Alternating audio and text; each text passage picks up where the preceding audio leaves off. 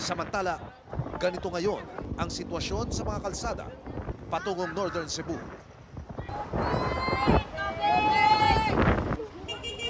Nasa tabing kalsada ang ating mga kababayan. May mga hawak na placard kung saan nakasulat ang mga salitang tulong, pagkain at tubig. Bakit lumabas na kayo dito sa tabing kalsada at dala-dala nyo ito? Bakit? Manghingi na kami ng pagkain, tubig, at saka bigas. Ano ho ba ang sitwasyon ninyo ngayon? Sabihin nyo sa ating mga kababayan. Hirap na kami Bakit to? sa sitwasyon kasi sa earthquake.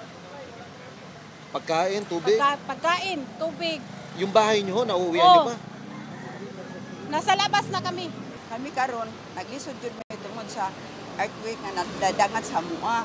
Kami karon ana namin maghigda magabiis sa kanaang laplin sa dalan o laplin sa kanang walay kuan kay magsige pa man gyapon og ana ang earthquake.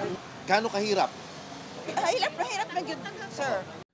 Mula Bugo, tinungo naman namin ang bayan ng San Remigio na isa rin sa lubhang tinamaan ng lindol. Sa sports complex na ito, namatay ang ilan sa ating mga kababayan. Nakilala ko si Gemma. Siya ang ina ng 25 anyos na si Jude na isa sa mga nasawi sa na-damage na sports complex. Ayon kay Gemma, nag-referee noon si Jude sa isang liga at sa kalagitnaan ng inter-agency game, naganap ang lindol at nabagsakan ng semento ang bunsong anak.